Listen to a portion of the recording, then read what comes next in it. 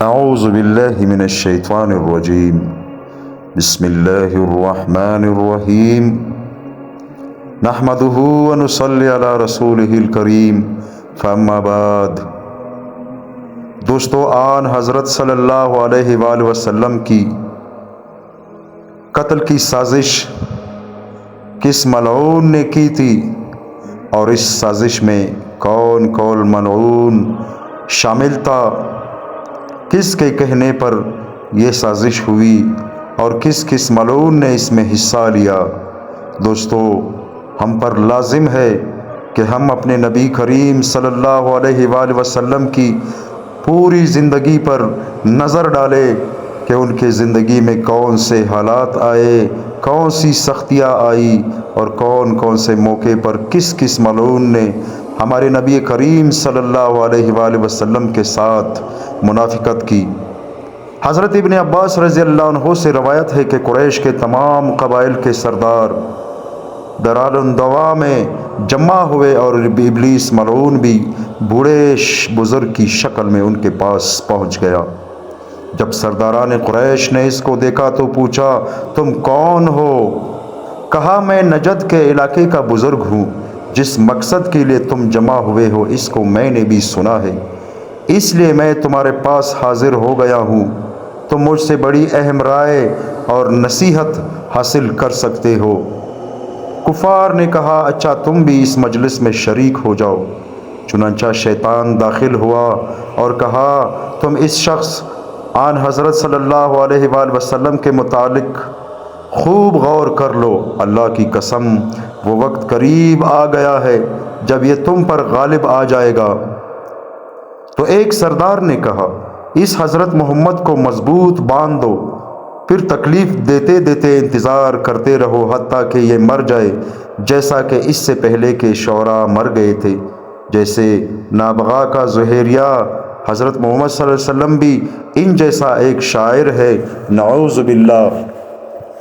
اللہ کے دشمن نجدی شیخ شیطان نے کہا، اللہ کی قسم، یہ کوئی رائے نہیں، اللہ کی قسم، اس محمد کی رائے قید خانہ سے نکل کر اس کے صحابہ تک پہنچے گی تو وہ فوراً تم پر حملہ کر کے اس کو تمہارے ہاتھوں سے چھڑا لیں گے اور تمہارے آگے اس مقصد میں رکاوٹ بن جائیں گے۔ پھر میں اس کی ذمہ داری نہیں دیتا کہ وہ تمہیں تمہارے علاقوں سے نکال دیں گے، اس لیے کوئی اور رائے سوچو۔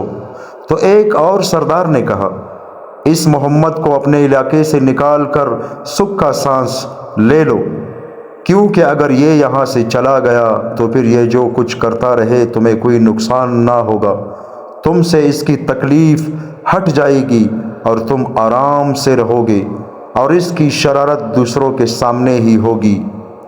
تو شیطان پھر بولا، اللہ کی قسم، تمہاری یہ رائے بھی کوئی وقت نہیں رکھتی۔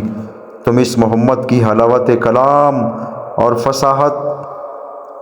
فصاحت لسان کو نہیں دیکھا، اور تم نے یہ نہیں دیکھا کہ اس کی بات سننے والوں کے دلوں پر کیسے اثر کرتی ہے۔ اللہ کی قسم، اگر تم نے یہ کیا تو یہ دوسرے علاقوں کے لوگوں میں دعوت شروع کر دے گا، اور وہ عرب اس کی دعوت اسلام پر لبیک کہیں گے، اور یہ اس طرح سے ان کو لے کر تم پر چڑھ آئے گا اور تمہیں شہروں سے نکال دے گا اور تمہارے سرداروں کو قتل کر دے گا۔ تو سب سرداروں نے کہا، اللہ کی قسم، یہ شیخ شیطان درست کہہ رہا ہے، تم کسی اور طریقے پر غور کرو۔ تو ابو جہل ملعون نے کہا، اللہ کی قسم، ایک مشورہ میں بھی تمہیں دیتا ہوں جو میری سمجھ میں آ رہا ہے، تم اس پر غور کر لینا، اس سے بہتر کوئی مشورہ نہیں۔ سرداران کفار نے کہا، وہ کیا ہے؟ ابو جہل نے کہا، ہمارے قبیلے سے ایک جنگجو جو درمیانہ قسم کا جوان لیتے ہیں اور ہر ایک کو تیز ترین تلواریں تماتے ہیں، یہ سب اس محمد صلی اللہ علیہ وآلہ وسلم کو ایک ہی آدمی کی وار کی طرح تلوار مار کر نعوذ باللہ قتل کر دیں گے۔ اس طرح سے جب تم اس کو قتل کرو گے تو اس کا خون تمام قبائل میں پھیل جائے گا۔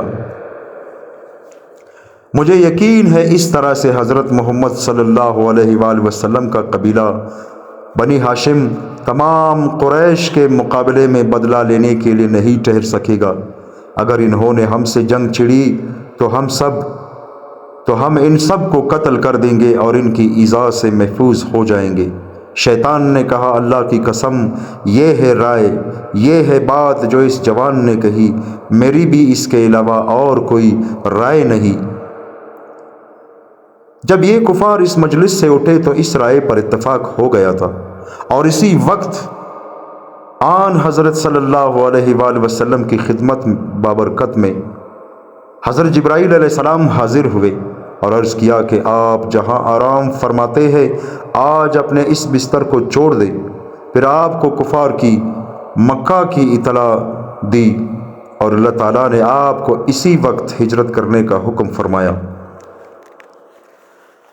حضرت ابن عباس رضی اللہ عنہ فرماتے ہیں کہ ابلیس جنگ بدر میں اپنی ایک فوج لے کر جھنڈا اٹھا کر مدلج قبیلے کے آدمیوں کی شکل میں آیا۔ شیطان اس دن سراقہ بن مالک بن جشم کی شکل میں تھا۔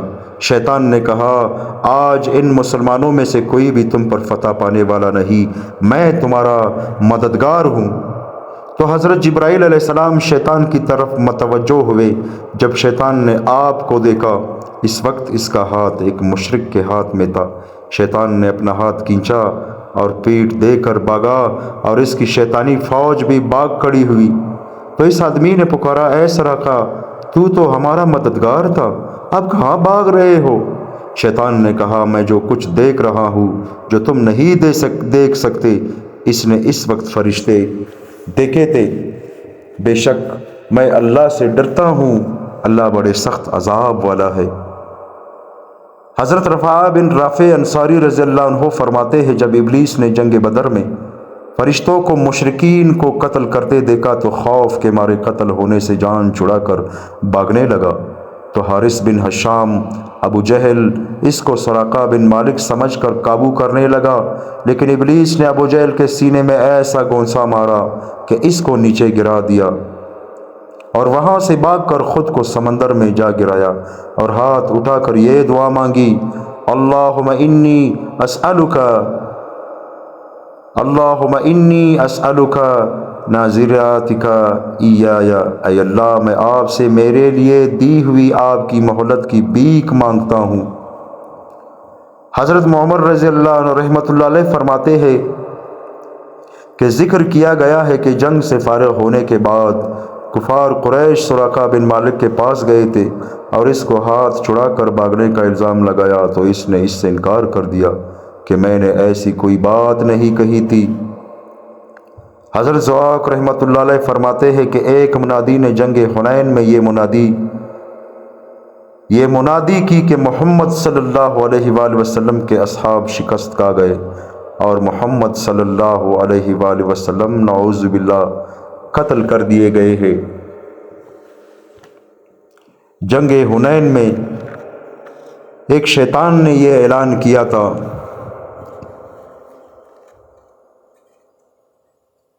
شیطان سے وحی کی حفاظت کے لیے فرشتوں کا نزول۔ دوستو، قرآن مجید میں اللہ تعالیٰ فرماتے ہیں، اعوذ باللہ من الشیطان الرجیم، بسم اللہ الرحمن الرحیم، الا من ارتضى من رسول فإنه يسلك من بين يديه ومن خلفه رصدا۔ ترجمہ، ہاں مگر اپنے کسی برگزیدہ پیغمبر کو اگر کسی ایسے علم پر مطلع کرنا چاہتا ہے جو کہ علم نبوت سے ہو، خواہ مثبت نبوت ہو جیسے پیشگوئیاں، خواہ فروغ نبوت سے ہو جیسے علم احکام، تو اس طرح اطلاع دیتا ہے کہ اس پیغمبر کے آگے اور پیچھے یعنی جمیع جہات میں وحی کے وقت محافظ فرشتے بھیج دیتا ہے تاکہ وہاں شیاطین کا گزر نہ ہو جو کہ وحی کو فرشتے سے سن کر اور کسی جگہ اور کسی سے جا کر کہے یا کسی وسوسہ وغیرہ کا القاء کر سکے۔ چنانچہ حضور صلی اللہ علیہ وآلہ وسلم کے لیے ایسے پہرے دار فرشتے 4 تھے۔ اس کی تفسیر میں حضرت ضحاک رضی اللہ تعالیٰ عنہ فرماتے ہیں کہ آن حضرت صلی اللہ علیہ وآلہ وسلم کے ساتھ جب کسی فرشتے کو وحی دے کر بھیجا جاتا تھا تو اس کے ساتھ فرشتوں کی ایک روانہ کی جاتی تھی جو اس کے سامنے سے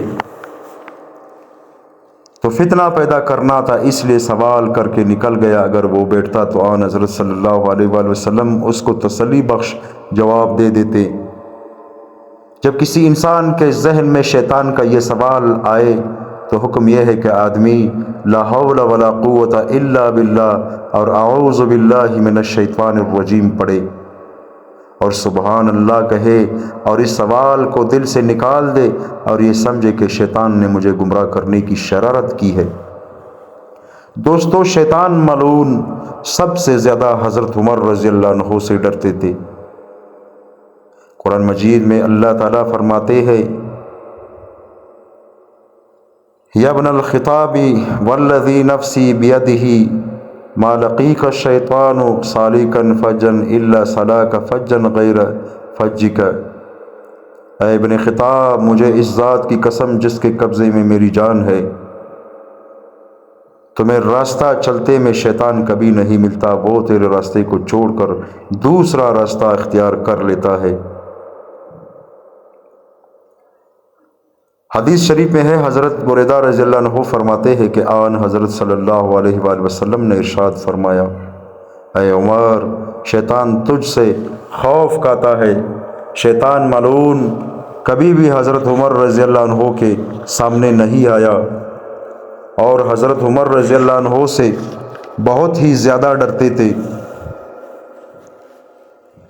حدیث حضرت ابن عمر رضی اللہ عنہ فرماتے ہیں کہ ہم جناب نبی کریم صلی اللہ علیہ وآلہ وسلم کی خدمت میں بیٹھے تھے کہ سب لوگوں سے بدصورت شخص آیا، کپڑے بھی انتہائی گندے پہن رکھے تھے اور حد درجہ کی اس سے بدبو نکل رہی تھی۔ وہ لوگوں کو پلانگتے پلانگتے آن حضرت صلی اللہ علیہ وآلہ وسلم کے پاس آ کر بیٹھ گیا اور سوال کیا، آپ کو کس نے پیدا فرمایا؟ فرمایا اللہ نے۔ کہا آسمان کو کس نے پیدا کیا؟ فرمایا اللہ نے۔ کہا زمین کو کس نے پیدا کیا؟ فرمایا اللہ نے۔ اس نے کہا اللہ کو کس نے پیدا کیا؟ آپ نے ارشاد فرمایا اللہ تعالیٰ کی ذات اس سے پاک ہے، اللہ کو کسی نے پیدا نہیں کیا۔ پھر آپ نے اپنی پیشانی پکڑ لی اور اپنا سر جھکا لیا اور وہ شخص اٹھ کر چل دیا۔ آن حضرت صلی اللہ علیہ وآلہ وسلم نے سر اٹھایا اور فرمایا اس آدمی کو لے آؤ۔ چنانچہ ہم نے اس کو تلاش کیا لیکن وہ تو ہوا ہو چکا تھا۔ آپ نے ارشاد فرمایا یہ ابلیس تھا، تمہارے پاس اس لیے آیا تھا کہ تمہیں دین کے بارے میں شک میں مبتلا کرے۔ حضور صلی اللہ علیہ وآلہ وسلم نے شیطان کو جواب دینے کے لیے بلوایا تو تھا، مگر اس کا مقصد حدیث حضرت عائشہ رضی اللہ تعالیٰ عنہ فرماتی ہے کہ آن حضرت صلی اللہ علیہ وآلہ وسلم نے فرمایا میں جنات اور انسانوں میں کے شیاطین کو دیکھتا ہوں کہ عمر رضی اللہ عنہ سے بھاگ رہے ہوتے ہیں۔ حضرت حفصہ رضی اللہ عنہ فرماتی ہے کہ جناب رسول اللہ صلی اللہ علیہ وآلہ وسلم نے ارشاد فرمایا عمر کے مسلمان ہونے کے بعد جب بھی شیطان اس کو ملا ہے منہ کے بل گرا ہے۔ حضرت عمار بن یاسر رضی اللہ عنہ فرماتے ہیں میں نے آن حضرت صلی اللہ علیہ وآلہ وسلم کے ساتھ مل کر جن اور انسانوں سے جنگ کی ہے۔ پوچھا گیا جن سے کس طرح جنگ کی تھی؟ فرمایا ایک سفر میں ہم آن حضرت صلی اللہ علیہ وآلہ وسلم کے ساتھ تھے، چنانچہ ہم ایک منزل پر اترے اور میں نے اپنا مشکیزہ اور ڈول پانی لینے کے لیے اٹھایا تو آپ صلی اللہ علیہ وآلہ وسلم نے ارشاد فرمایا تمہارے سامنے پانی کے پاس کوئی شخص آئے گا، وہ تجھے پانی لینے سے منع کرے گا، تم اس سے خبردار رہنا۔ چنانچہ جب میں کنویں کی منڈیر پر پہنچا تو ایک کالا سیاہ شخص نظر آیا، گویا کہ وہ گھوڑا ہی تھا۔ اس نے کہا اللہ کی قسم تم آج اس کنویں سے ایک ڈول بھی پانی کا نہیں لے سکتے۔ اس طرح سے ہماری آپس میں ہڈ بھیڑ ہو گئی اور میں نے اس کو چت کر دیا، پھر ایک پتھر اٹھایا اور اس سے اس کی ناک اور منہ توڑ دیے، پھر اپنا مشکیزہ بھرا اور آن حضرت صلی اللہ علیہ وآلہ وسلم کے پاس آ گیا۔ آپ صلی اللہ علیہ وآلہ وسلم نے کیا پانی پر تمہارے پاس کوئی آیا تھا؟ میں نے عرض کیا جی ہاں۔ پھر میں نے آپ کو سارا واقعہ سنایا۔ نبی کریم صلی اللہ علیہ وآلہ وسلم نے پوچھا تم جانتے ہو وہ کون تھا؟ میں نے عرض کیا نہیں میں نہیں جانتا۔ آپ صلی اللہ علیہ وآلہ وسلم نے فرمایا وہ شیطان تھا۔ ایک روایت میں مذکورہ واقعہ اس طرح سے منقول ہے کہ حضرت علی رضی اللہ عنہ فرماتے ہیں کہ عمار بن یاسر رضی اللہ عنہ نے حضور صلی اللہ علیہ وآلہ وسلم کے زمانہ میں جن اور انسانوں سے جنگ کی تھی۔ کسی نے پوچھا انہوں نے جن سے کیسے جنگ کی تھی؟ فرمایا ہم آن حضرت صلی اللہ علیہ وآلہ وسلم کے ساتھ ایک سفر میں تھے۔ آپ صلی اللہ علیہ وآلہ وسلم نے حضرت عمار رضی اللہ عنہ سے فرمایا تم جاؤ اور ہمارے لیے پینے کا پانی لاؤ۔ چنانچہ وہ چلے گئے اور شیطان ایک کالے سیاہ آدمی کی صورت میں سامنے آیا اور ان کے اور پانی کے درمیان رکاوٹ بن گیا۔ چنانچہ ان کا مقابلہ ہوا اور حضرت عمار رضی اللہ عنہ نے اس کو چت کر دیا۔ شیطان نے کہا مجھے چھوڑ دو، میں تمہیں پانی سے نہیں روکوں گا، تو آپ نے اس کو چھوڑ دیا، لیکن شیطان پھر بپر گیا تو آپ نے پھر اس کو چت کر دیا۔ تو شیطان نے پھر منت سماجت کی تو آپ نے اس کو چھوڑ دیا اور شیطان کو مقابلے کی ہمت نہ ہوئی۔ ادھر آن حضرت صلی اللہ علیہ وآلہ وسلم نے فرمایا شیطان عمار کے اور پانی کے درمیان کالے حبشی کی شکل میں رکاوٹ ڈال رہا ہے اور اللہ تعالیٰ نے عمار کو غالب کر دیا ہے۔ حضرت علی رضی اللہ تعالیٰ عنہ فرماتے ہیں پھر ہم عمار سے ملے اور ان کو کہا اے ابو الیقظان تم تو شیطان پر غالب آ گئے۔ آن حضرت صلی اللہ علیہ وآلہ وسلم نے اس کے متعلق ایسے ایسے ارشاد فرمایا ہے۔